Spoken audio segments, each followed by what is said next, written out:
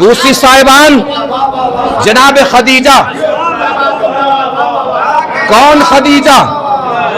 ملکۃ العرب خدیجہ، وہ خدیجہ کہ جن کی وفات کے بعد بھی رسول سب سے زیادہ جس بی بی کا تذکرہ فرماتے تھے وہ جناب خدیجہ تھی.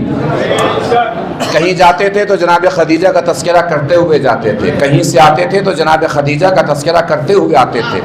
اتنا تذکرہ کرتے تھے، اتنا تذکرہ کرتے تھے کہ بہت سے لوگ تو اس تذکرے سے چڑھنے بھی لگے تھے. جناب خدیجہ کے تذکرے سے جو جو چڑھتا تھا، جلتا تھا، حسد کرتا تھا، تاریخ نے ان سب کے نام بھی لکھے ہیں. لیکن میں اکثر کہتا ہوں اور نام لینا ممبر سے ضروری نہیں ہوتا. بہت سے نام زبان کا ذائقہ خراب کر دیتے ہیں. اور جو فرماتے ہیں نا، ایک دن بول بیٹھے یعنی اب اللہ یہ آپ کو کیا ہو جاتا ہے ہر وقت خدیجہ کا تذکرہ، حالانکہ خدیجہ سے بہتر بھی خواتین آپ کو ملی ہیں.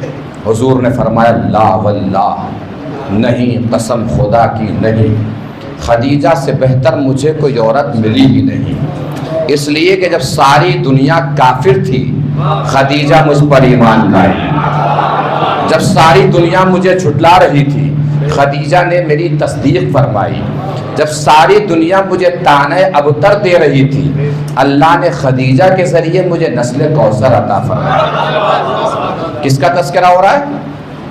جناب آپ لوگ جناب خدیجہ کا تذکرہ کم سے کم یہ سوچ کے سنا کیجئے کہ تذکرہ صرف آپ ہی کے ہاں ہوتا ہے،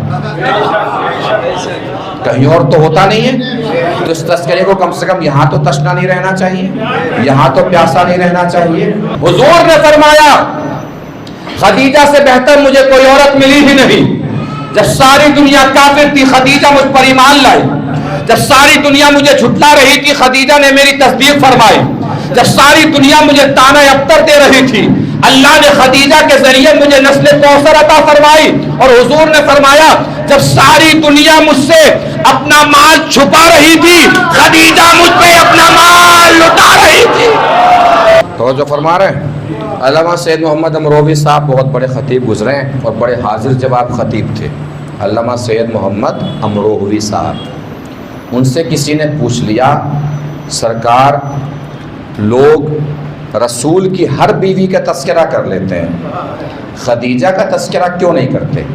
انہوں نے پلٹ کے فرمایا اس لیے نہیں کرتے کہ بتانا پڑے گا بارات کس کے گھر سے گئی تھی. ان سے کسی نے پوچھا سرکار رسول کی بیویاں کتنی تھیں؟ انہوں نے کہا بھائی مجھے نہیں پتا، میں نے تو بس ایک ہی کا ولیمہ کھایا ہے.